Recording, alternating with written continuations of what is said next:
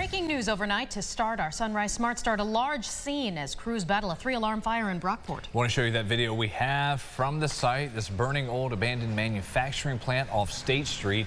The department tells us the firewall in the building helped keep the flames from spreading even more. They also used water from the Erie Canal to help fight this and get everything back under control and out. No injuries to any first responders. A large house fire in Rochester had a home last night on Remington Street, prompted 6 fire trucks and 1 ambulance to all respond. Our News 8 photojournalist on the scene tells us they did see the smoke coming from the back part of the house. The companies arrived on scene within about 3 minutes. They had the flames under control in about 30. Fire officials add that the neighboring house took some heat damage, so they cut the power to prevent any further issues. We're told the house was occupied by 1 person and the Red Cross is currently assisting. No injuries here to report. Another scene at a home on North Goodman in Irondequoit that has been deemed unlivable after an attic fire quickly spread throughout that home, causing major damage Sunday. 3 people displaced, 1 injured from the flames. Of the 3 occupants, 1 was out of town, 1 escaped. The 3rd has minor injuries but did go to the hospital. Right now, the bulk of the fire was in the attic, but due to the damage, the house is not livable. So we have Red Cross working with the residents. Fire was under control in about 10 minutes, and no other injuries to report. 2 pets were safely recovered from the burning building. The cause of that fire is still under investigation. Many questions and concerns coming from neighbors in Scottsville after a man in his 40s was shot dead at a home over the weekend. Deputies are treating this as a homicide investigation. Aron Spitzer here in studio live with reaction from people who live and work nearby and what we know about the case. Aron. Brynn and Michaela, deputies do tell us they have a person of interest they're speaking to as they continue their investigation. However, both MCSO and those in the area note how rare it is for something like this to happen. A stretch of Main Street in Scottsville between Rochester Street and Wysell Avenue was closed off for nearly 9 hours Sunday. As deputies pieced together what led up to the deadly shooting. We're told the man was found in the front yard with multiple wounds just before 2:30 in the morning. This area is a pretty tight-knit community, and many are shocked to hear the news. I didn't really know what was happening. It was just like such a surprise that something like this would happen, like this town especially. And it's sad that something like this is happening in such a small town where everyone knows each other. Deputies say there is no threat to the community as they have accounted for all involved in this case, but no names have been released just yet. Guys, back to you. We'll see if they are today. Aron, thanks. And more top stories. The Utica Police Department has released body camera video showing an officer fatally shooting a 13-year-old boy who had been tackled to the ground after police say he ran from them and pointed a replica handgun at the officers. Just a warning, the video is disturbing to watch. Police say they approached Nya Imwe and another 13-year-old Friday night because they matched the descriptions of a pair of suspects wanted for 2 recent robberies in which guns were used to steal from victims.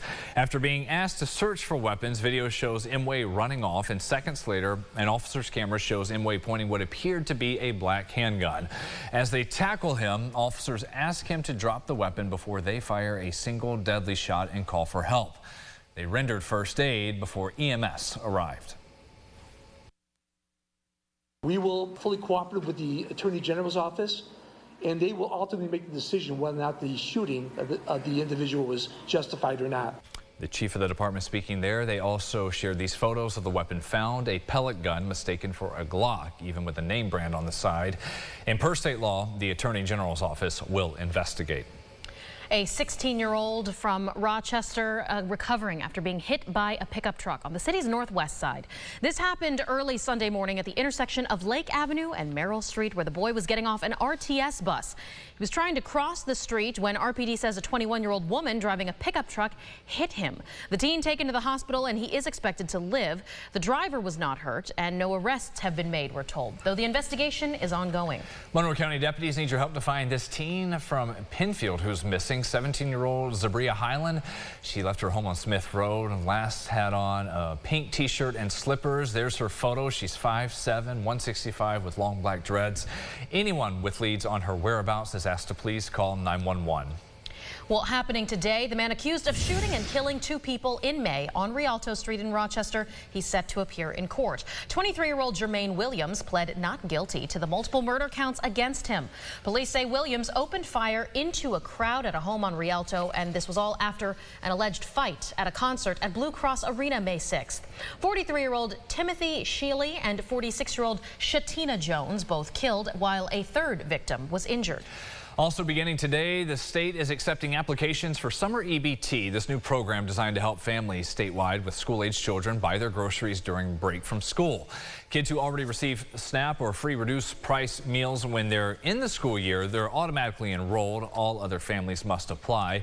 They'll receive $120 per child each month during summer. That money will go onto an EBT card that can be used at grocery stores and farmers markets. You can find out more about the applications at rochesterfirst.com.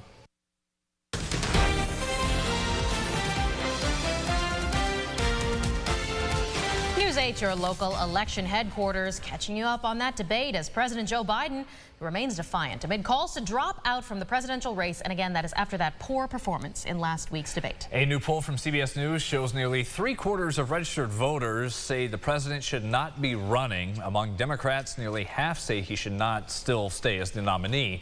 The Biden campaign says it's full steam ahead and is focused on reminding voters about the choice between him and former President Trump. It comes as the Supreme Court is set to issue a landmark decision today on whether presidents are granted a degree of immunity from criminal prosecution.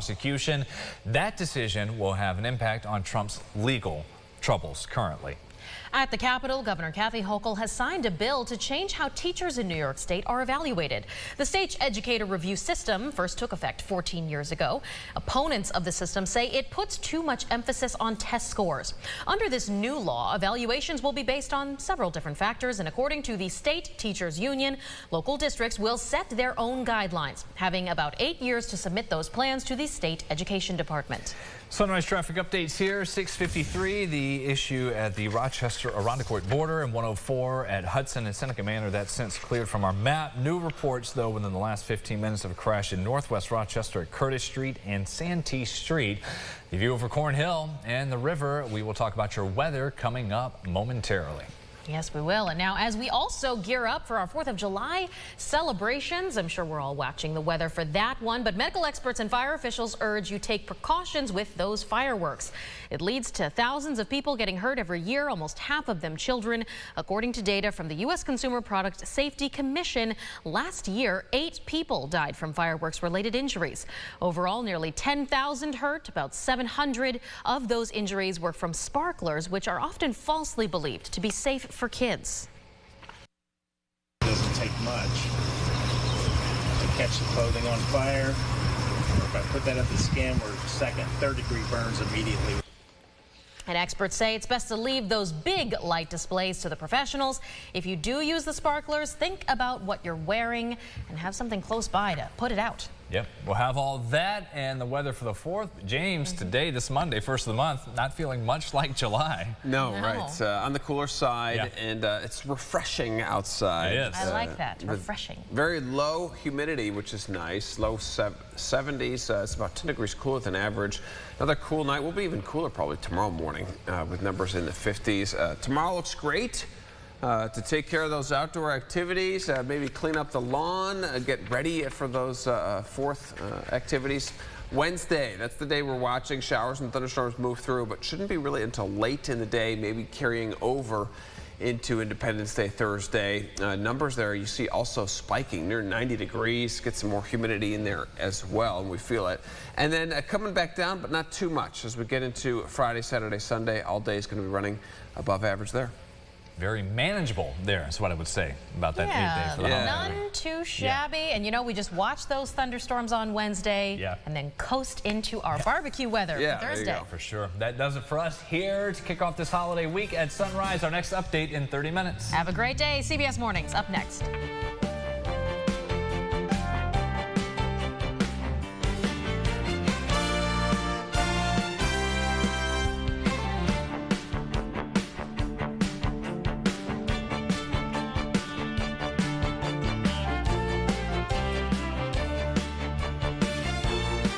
Follow News 8 wherever you are. on RochesterFirst.com, Facebook, Twitter, and on our app for news and weather.